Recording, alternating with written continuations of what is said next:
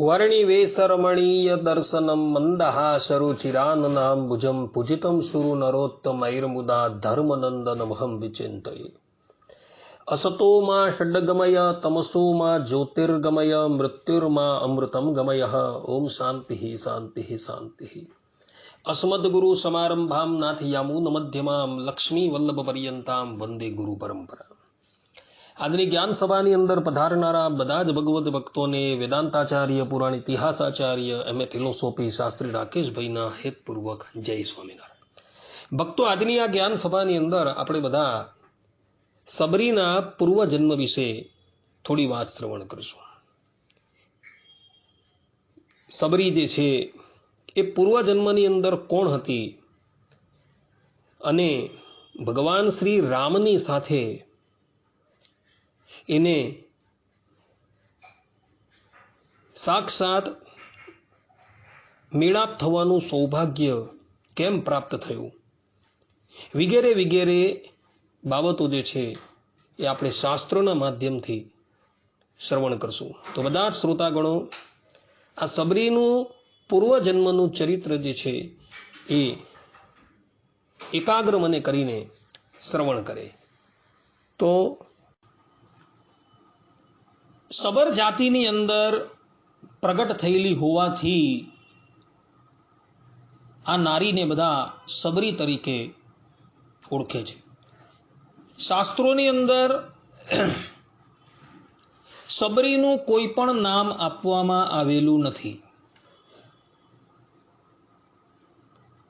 સબરી નામ એટલે માટે પડેલું છે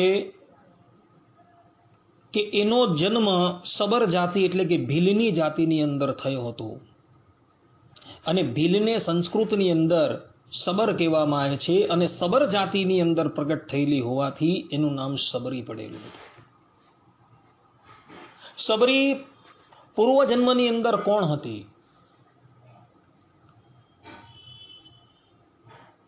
તો સબરીનો પૂર્વજન્મ જે છે એ ગરુડ પુરાણની અંદર જોવા મળે છે। ગરુડ પુરાણની અંદર પૂર્વખંડ અધ્યાય 27ના અંતિમ શ્લોકની અંદર ભગવાન વેદવ્યાસજી કહે છે કે સબરી દેવી જે છે એ પૂર્વજન્મની અંદર મનસા દેવી હતી। અર્થાત કે આ મનસા દેવી જે છે એ સર્પોની બહેન છે અને ભગવાન શ્રી રામની લીલાની અંદર સહાય કરવાની માટે એ ધરાતલની ઉપર સબરી રૂપે પ્રગટ થઈ હતી। અન્ય ગ્રંથોની અંદર સબરીના પૂર્વજન્મ વિશે બીજી વાત પણ કહેવાયેલી છે। સબરી પૂર્વજન્મની અંદર એક રાજાના કુંવરી તરીકે પ્રગટ થયા હતા અને એના લગ્ન જે છે એક રાજાની સાથે થયા હતા, પરંતુ એ જન્મની અંદર ભગવાનની સેવા જે છે એ યથાર્થપણે ન થઈ હોવાથી અંતકાળે એ રાજાની રાણીએ ભગવાન શ્રી હરિ પાસે એવું વરદાન માંગેલું હતું કે પ્રભુ, હવે પછી મારો જન્મ જ્યારે થાય ત્યારે નીચ કુળની અંદર થાય, જેથી કરીને હું માન મૂકીને